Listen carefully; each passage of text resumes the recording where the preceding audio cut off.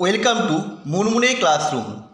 এখানে আমরা করছি লাস্ট 34 বছরের নিটে যে কোশ্চেনগুলো এসেছিলো সেগুলোর সমাধান করব উইদাউট ক্যালকুলেটর। আজকে আমরা করছি 11-এর first chapter some basic concept of কেমিস্ট্রির পার্ট 3। কি বলেছে? Volume occupied by 1 molecule of water, density বলেছে 1 গ্রাম পার সেমি কিউব। তাহলে কি বলছে, কতটা আয়তন হবে এক মলিকুল, মানে একটা অণুর আয়তন, জলের অণুর আয়তন জানতে চাইছে। তাহলে জলের ঘনত্ব কত? এক, ডেন্সিটি বলে দিচ্ছে 1 গ্রাম পার সিসি। তাহলে 18 গ্রাম জলের আয়তন কত? 18 গ্রাম জলের আয়তন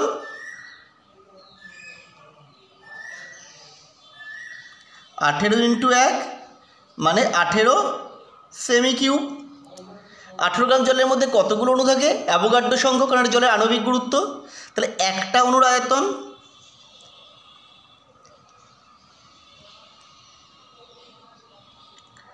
কত হবে? 18/6.022 10⁻23। আমি 6 × 10⁻23, কারণ আমার ক্যালকুলেশনটা সহজে করতে হবে, ক্যালকুলেটর ছাড়া করতে হবে। তাহলে করলে কী হবে দেখো, এটা হচ্ছে 3 হচ্ছে 3×18। তাহলে অ্যান্সার কত হবে? 3 × 10⁻23। তাহলে আমরা অ্যান্সার দেখব কোনটা 3-এর কাছাকাছি। এখানে একই মানে ভাগ্যক্রমে মিলে গেছে, তো এটা অবশ্যই হবে সি। এবার হচ্ছে আমাদের চলে যাই পরের কোশ্চেনে। Maximum number of molecules are present, সব থেকে বেশি নাম্বার অফ মলিকুল কিসে প্রেজেন্ট আছে? কী কী দিয়েছে? 15 লিটার হাইড্রোজেন, এতে কতগুলো মলিকুল, মানে কত মোল হচ্ছে? 15/22.4। পয়েন্ট তোলো, ওপরে আসবে 10। তাহলে এটা করলে কত আসছে? আমরা রাফে একটু করে নিই এখানটাতে ভাগটা। 150/224কে 150 দিয়ে ভাগ করছি।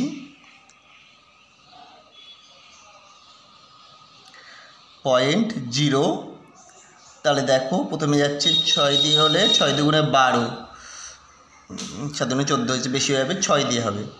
তাহলে 6 দিয়ে করলে কত? 4 4 24, 4 আছে 2, 6 দিনে 12 আর 2 14, 4 আছে 1, 6 দিনে 12 আগে 13, তার মানে 6 5 1। তাহলে আমি এটা ধরে নিতে পারি 0.6। এরপর হচ্ছে 5 লিটার নাইট্রোজেন, তাহলে কত হচ্ছে? 5/14। 5/14 তাহলে করে দেখি এটাকে, 10 দিলাম 0, 3 14 42, তাহলে 0.3।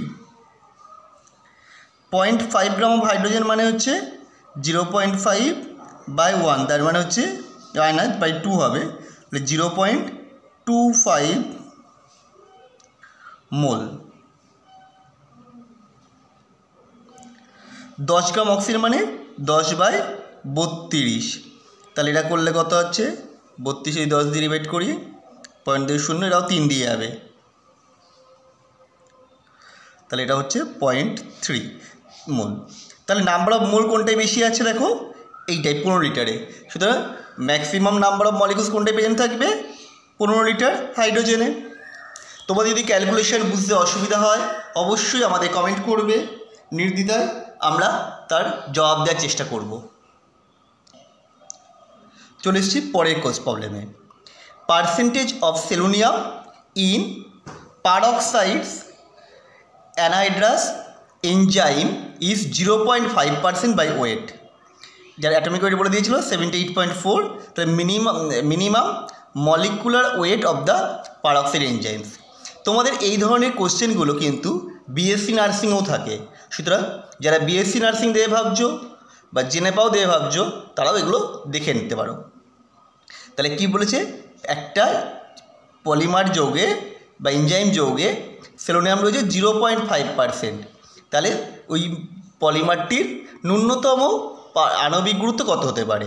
তাহলে 0.5 এইটা থাকে কতখানির মধ্যে? এত গ্রাম সেলোনিয়াম থাকে 100 গ্রাম এনজাইমে,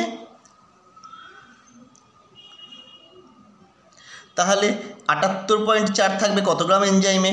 সেটাই হবে ন্যূনতম মলিকুলার ওয়েট, কারণ মিনিমাম একটা তো সেলোনিয়াম থাকতেই হবে। পরমাণু তো ভগ্নাংশে থাকতে পারে না, তাহলে 78.4 বাই 0.5। দেখো এই পয়েন্টটা আমি তুলব না, এবার উল্টে আমি এখানে নিচের পয়েন্টটা তুললে ওপরে 10 দিয়ে গুণ হলো, তাহলে এটা কাটলে কত হচ্ছে 2।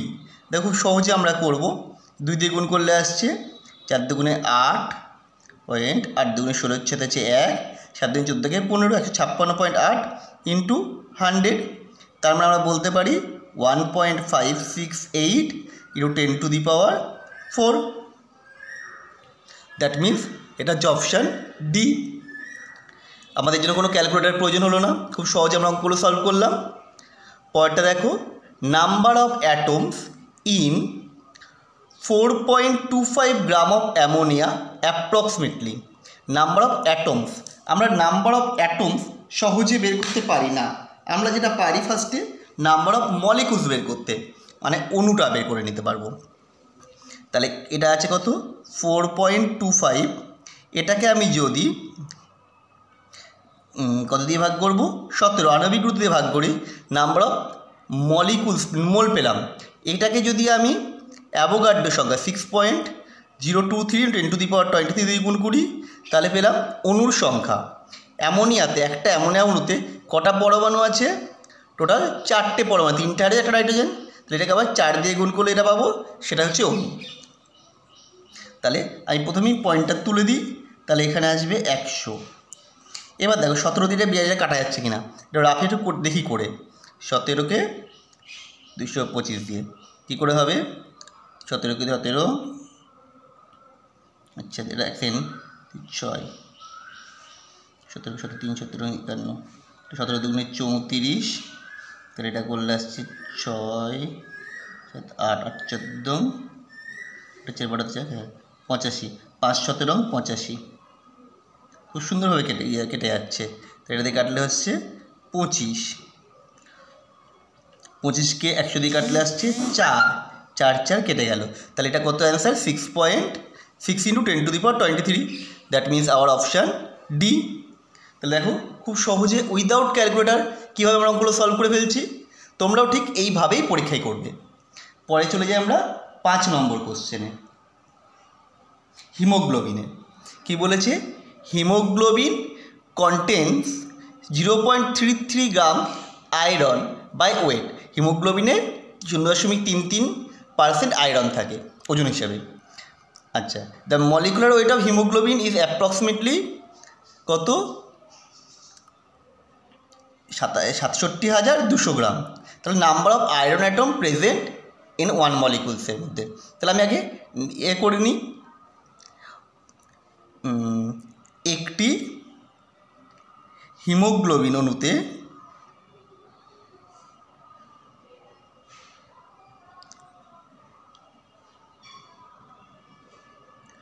বর্তমান এফির পরিমাণ, তোমরা কিন্তু ক্যালকুলেশন করার সময় তো লেখালেখি কিছু করবে না, আমরা তোমার বুঝতে যদি অসুবিধা না হয় তাই জন্য আমরা এটা করছি, লেখালেখি করেছি। 7200 ইন্টু 0.33/100। প্রথমে 2 শূন্য কেটে গেল, পয়েন্ট তুললে আরও 2 শূন্য আসবে। তাহলে এটাকে আমি 33 দিয়ে গুণ করব, করে 100 দিয়ে ভাগ করে দেবো, তাই নাম্বার অফ ওয়েট অফ এটা পেয়ে যাব হিমোগ্লোবিন। তো আমি এত ক্যালকুলেশন করছি না, তাহলে আমি এটা পেলাম। সুতরাং এফি পরমাণুর সংখ্যা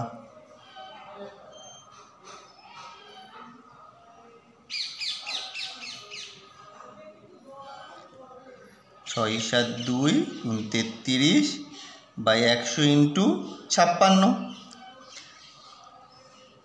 এবার তাহলে আমি 56 দিটাকে ভাগ করে দেখার চেষ্টা করি।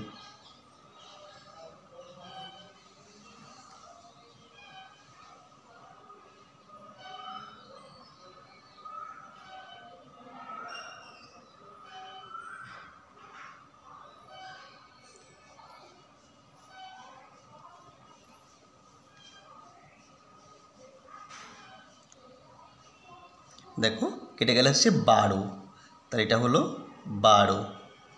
তাহলে 12কে 33 গুণ করবো, দিয়ে 100 দিয়ে ভাগ করে দেবো। 3 12 36 6, হাতে আছে 3, 36 আর 6 3 36 6 3, 36 হচ্ছে 39/100, তার মানে 3.96। দ্যাট মিন্স অ্যাপ্রক্সিমেটলি 4, কারণ পরমাণুর সংখ্যা ভগ্নাংশ হতে পারে না। তাহলে our answer is option C. চলো পরের প্রবলেমে যাই। তোমাদের এই কোশ্চেন অনুসারে বোঝানোর সাথে সাথে আমরা চ্যাপ্টার ওয়াইজও নিয়ে আসবো ভিডিওর series. The number of molecules of oxygen in 1 liter of air containing 21% oxygen in volume under standard condition is, তা বলছে number of mole of oxygen, আমাদের 1 লিটার বাতাসে কতটা অক্সিজেন জানতে চেয়েছে। তাহলে 1 লিটার বাতাসে অক্সিজেন আছে কত, 21/100 এত লিটার, দ্যাট মিন্স হচ্ছে 21/100 লিটার মানে হচ্ছে 0.21 লিটার। তাহলে নাম্বার অফ মলিকুলস কত হবে, আমরা কি জানি 1 মোলের আয়তন কত 22.4, 22.4 থেকে 1 মোল, তাহলে এটা হবে কত মোলের, মানে এর মধ্যে হবে কত মোল 0.21/22.4, এটা করলেই পেয়ে যাব। তাহলে এটা করলে কি আসছে দেখো, এটা করলে এটা আসছে আমরা লিখতে পারি 21/22.4 নিচে 100, দেখো এখানে 21 আর এটা 22, এর কাছাকাছি কত হবে, এর ভ্যালুটা নিশ্চয়ই আসবে 1-এর খুব কাছাকাছি, নিয়ারলি ইকুয়াল টু 1।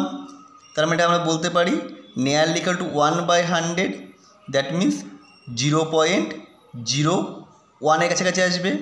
দেখো এই উত্তরটা দেখো 0.01-এর কাছাকাছি চলে এসছে, 0.009, দ্যাট মিন্স 0.01 বলতে পারি।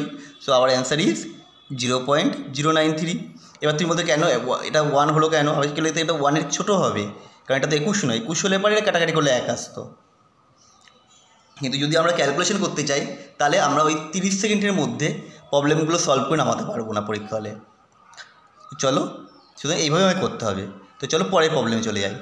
The percentage of weight of zinc in white vitriol, তাহলে percentage of weight of zinc in white vitriol is approximately equal to, বের করতে হবে কতটা জিঙ্ক রয়েছে। দেখো জিঙ্ক কত 65, তাহলে 65 গ্রাম জিঙ্ক রয়েছে কতটার মধ্যে, টোটালটার ওয়েট কত 65 প্লাস 32 প্লাস 16 গুণ 4, 464 104 প্লাস জলের কত 18 ইন্টু 100 ওপরে পার্সেন্টেজ যেহেতু বলেছে, এটা করলে কত আসছে 65 × 100 বাই এই যে এই ভ্যালুটার যোগ করলে কত হয় সেটা তোমরা একটু করে দেখে নাও।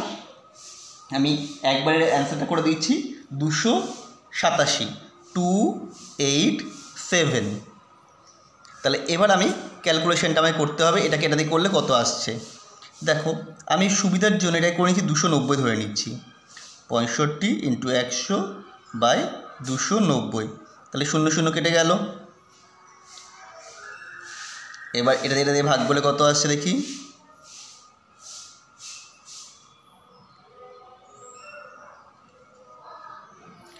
তাহলে আসছে 29, 30 দিয়ে 3 দিয়ে গুণ করে দেখি, 3 9 27 27 2 3 6 আর 2 6 7 8 বেশি হয়ে যাচ্ছে, তাহলে এটা 3 দিয়ে যাবে না, তাহলে আমরা 2 দিয়েই করতে হবে। 2 9 2 18 8 হচ্ছে 1 2 4 1 5 58, তাহলে 58 করে এটা আসছে কত 7 70, তার মানে 2 এলো পরে 3 হবে না 2 হবে। দেখো এটা 3 হলে কত হচ্ছিল, 3 27 27 2 3 6 7 8 87 হয়েছে, বেশি হয়েছিল, তাহলে এটা 2 দিয়েই যাবে, তাহলে 2 দিয়ে গেলে আবার 58। সো 2 দিয়ে যখন আমি দুবার করলাম তাহলে পরে আমি বুঝে যাচ্ছি অ্যান্সারটা যাবে আমার 22.67, অর্থাৎ আমার অ্যান্সার ইজ ডি। কারণ আমরা বাকিটা করে দরকার নেই, কারণ তো পেয়েই গেলাম 22, বাকিটা করে কেন টাইম নষ্ট করবো শুধু। পরের প্রবলেমে চলে যায়। Total number of valence electrons in 4.2 gram of NO3 minus আয়নে।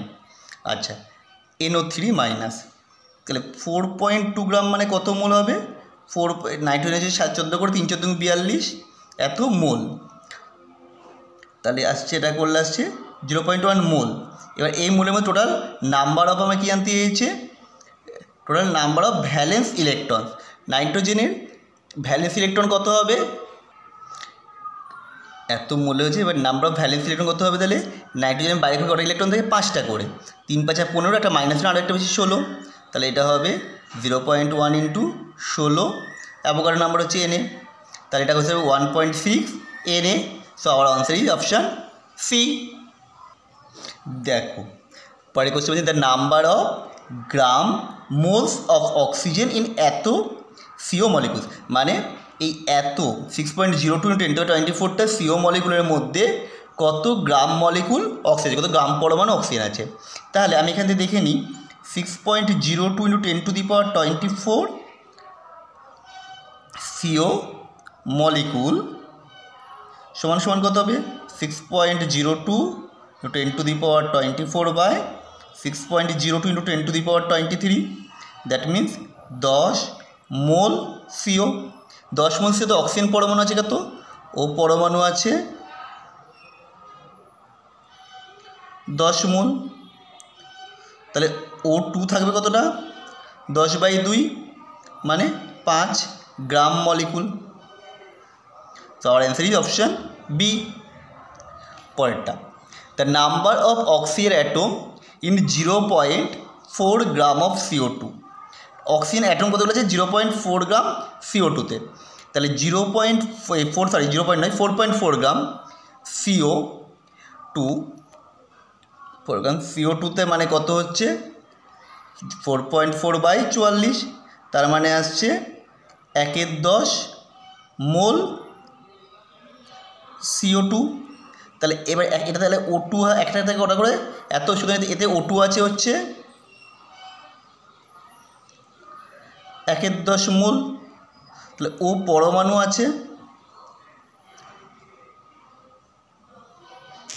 তাহলে 1/10 গুণ 2 গুণ অ্যাভোগাড্রো নাম্বার।